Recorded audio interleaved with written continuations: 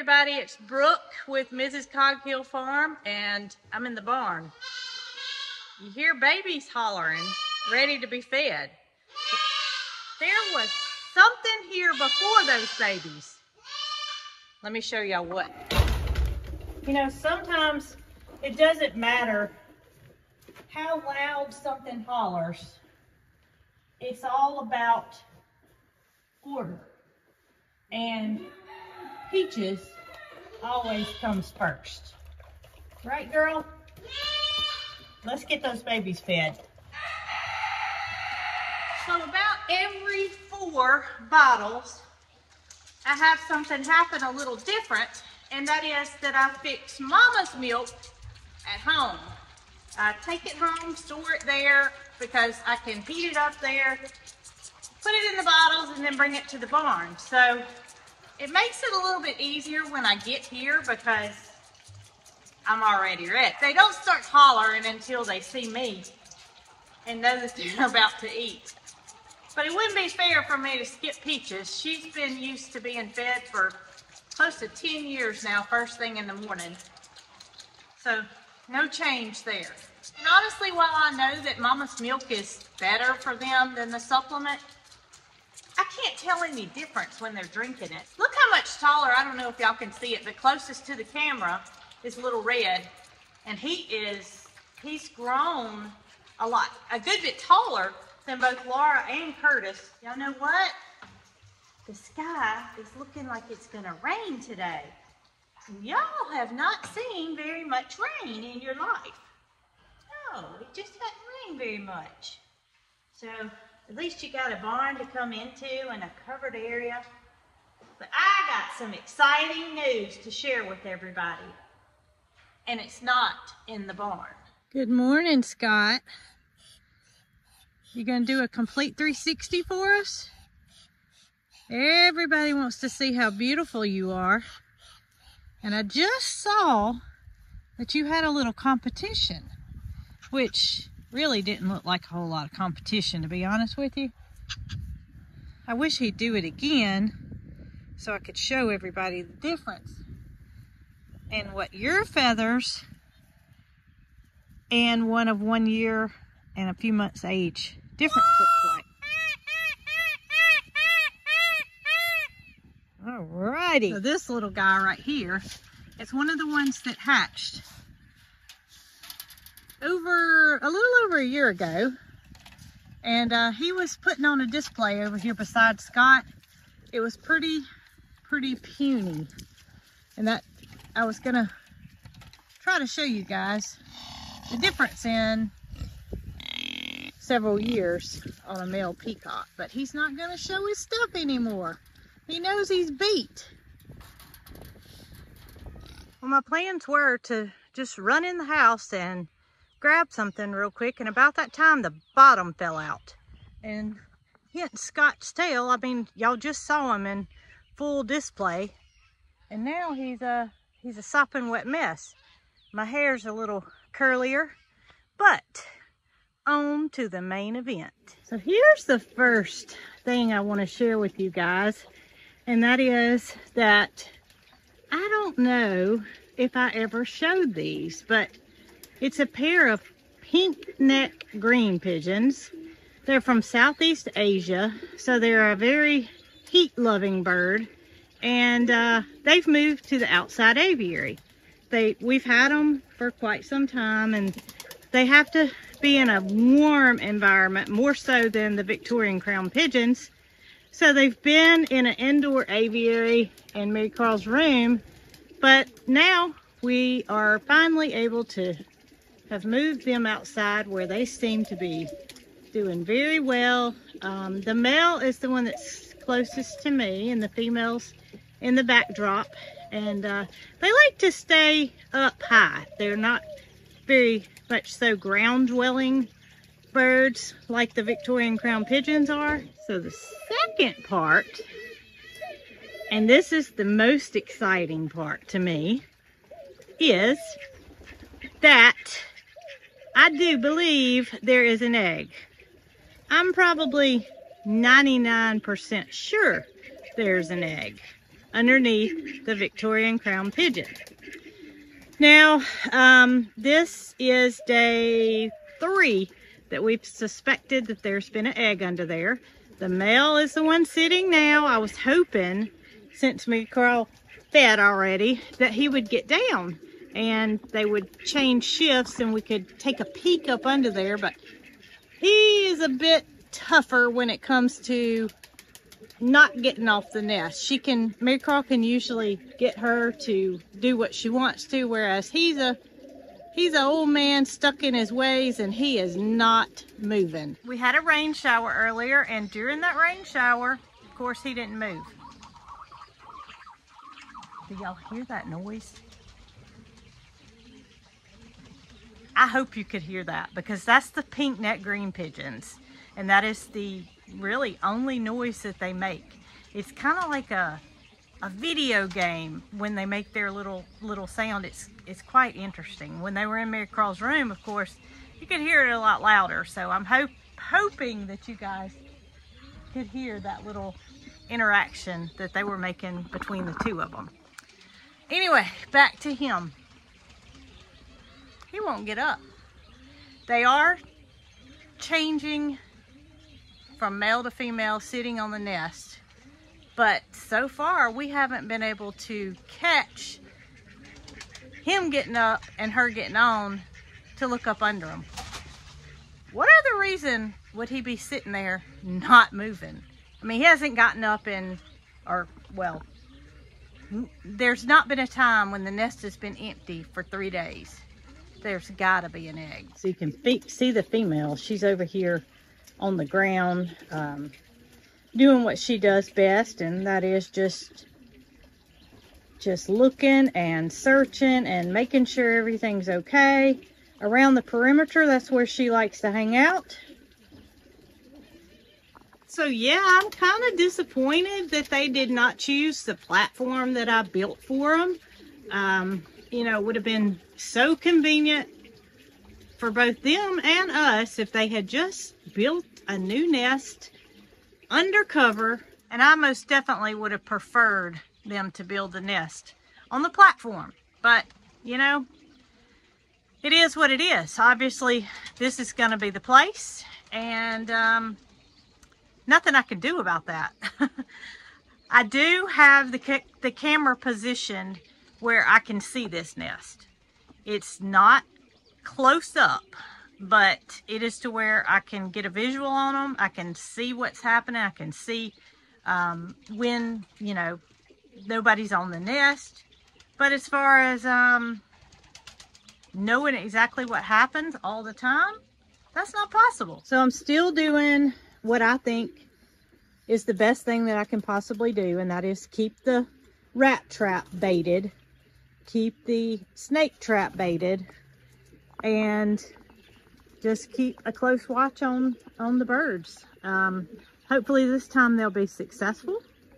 It was the first egg that she had laid here at our farm, and maybe that was just a practice run. Maybe now it's time to get serious, and maybe they will succeed at having the first Victorian crown pigeon baby that hatched here. And while I wish Marycarl would be on camera to tell y'all about the knowledge that she has about the pink-necked green pigeons and all the other birds that she has, it's not going to happen. And I respect that, and I hope you do as well. She's 14 years old, and she just flipped a switch and decided she didn't want to be on camera. And I hope in time that will change, but I don't know. But we did add some more sticks in the aviary, some more perches that allow for a natural type setting for the birds. You can see those are a couple of her ringneck doves on one of the new swing-in type perches that we added. And then this one is just a tree branch that we screwed up sideways. That's the kind of things that those birds like. So we want to fill this aviary full of things that make it natural and as close to perfect as we can get. Now here's another thing. So this is quite the situation here. This platform's rather large. Marycarl and I made it out of hardware cloth, and we had to suspend it from these sticks. Well, this little dove right here has made herself and her husband a nest right beside the Victorian crown pigeon. There's 2 eggs under that bird, and I guess she feels real comfortable next to Big Daddy over here, shading her and making her life better. One of the Victorian crown pigeon's favorite food is a fig. And if you guys remember, it's been a while, but we planted this Papa John fig, which is a miniature fig. And every year we think we've lost it, because you can see, I mean, we're almost into June and it's just barely starting to show its greenery from the bottom here. But it is alive, and I'm hoping by the end of the summer we will have some fruit. So something that I failed to mention about the pink-necked green pigeons is they are a fruitivore. And what that means is, you guessed it, they eat fruit. So what they are fed is a diet that's based on fruit pellets. It's made specifically for birds that consume fruit, and then they're supplemented with actual fruit itself. Now, some of their favorites are blueberries, which you can imagine, and they eat them whole, y'all. You would think those little birds would want them cut up into small pieces, but they don't. They put the whole berry in their mouth and they just gulp it, kind of like Nugget does a grape. But it's quite interesting to see them consuming their fruit. And then the Victorian crown pigeons, they're kind of picky. Really, the only fruit that we can find that they really, really like is figs. So while we do give them, you know, figs from time to time, they are supplemented with a feed that is specifically for that type of bird.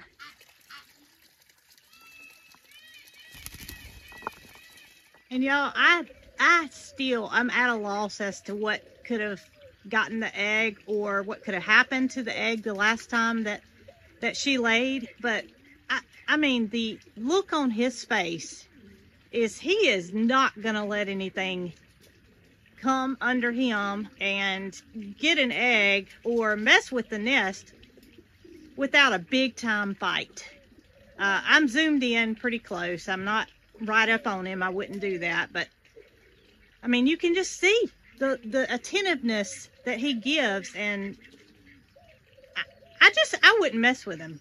I don't know what it could have been. I don't know if it was a rat or a snake or what could have gotten under him, but I'm gonna tell you, I wouldn't mess with him. He means business in a big time way. Well, at some point they're gonna swap. At some point they're gonna swap. Now, I don't know if I'll catch them actually doing the swap, but I'm going to keep a good eye on things and see if I can't get a glimpse to see if there's an actual egg. I'm betting yeah. I'm telling y'all, I'm betting yeah.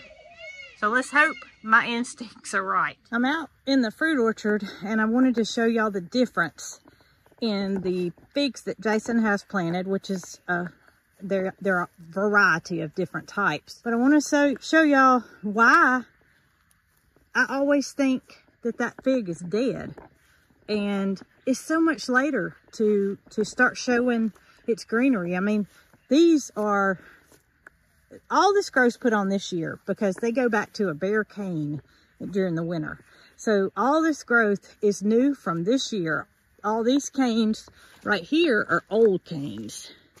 So you can see all the new canes that it's produced this year, just this year, versus the sticks and what was here from last year.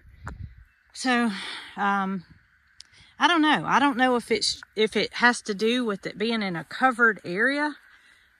While it's not completely covered, it has a cover on it which shades it, and that may hinder the timing of which it starts to come back as well. But look at all the growth on these versus the little bitty growth on the Papa John. I bet you one thing, I bet you those Victorian crown pigeons won't go without figs this year. because these trees are going to produce, and they are going to produce in abundance. I don't think we're going to have to worry about blueberries for the pink-necked green pigeons either. Look at this bush. I mean, it is completely loaded. This one's loaded. We lost some blueberry bushes during the cold freeze that we had, not this past year, but the year before. So these have only been here one season. I already see some that are turning blue. Look at there, Holly. See those blueberries? I'm gonna save those for the pink necks. It's not enough for us to do much with except for eat them straight off the vine. And this one has some blue ones on it as well. So not gonna have to worry about blueberries either. And we don't have this end of the blackberry row trellised yet. But without it even being on a trellis, y'all look at all the berries. It is unreal how many berries there are. I see one black one right there. Jason's been grabbing them and eating them as they become ripe, so hasn't had enough to do much with. But the ones that are on the trellis, you can see how much easier they'll be to pick versus the vines that kind of go everywhere. We'll get these trellised up this year, so that way next year these will be the same way. But the fruit is just amazing how much there is there. So we'll give these a try with the pink necks and see if we can't convert them from blueberries to blackberries and a little of both. Who knows, maybe even the Victorians have changed their appetite and they might have a few of these this year. Well, it is now 5 o'clock in the afternoon, and we've had some periods of on and off rain throughout the day. I have kept a constant eye on the camera that I can see the birds on the nest. However, you can't see their legs from the camera. So I don't know if the birds have changed positions. I don't know if the female or the male's on the nest. I can tell that there's one of them on there right now, but let's go take a peek and see if we can't see if they haven't rotated. Well, y'all, I really can't believe what I'm seeing. This means he's on the nest still, and all day long he's been on the nest. So either she's got a really, really good man, or I don't know. That's got to be the bottom line. He's just got to be a good husband, because I'll show y'all, she is still doing the same thing. I don't know if y'all can see her leg to see that orangey pink band that she has, but she's doing her walk while he is sitting on the nest. And this has been through the rain, throughout the day, all day long. This little fella has been on the nest. So, not gonna look up under him today. Not gonna know if there's an egg, but I'm telling y'all, there's gotta be. There's no way that he would sit all day long on an empty nest. I'll update as soon as I know more.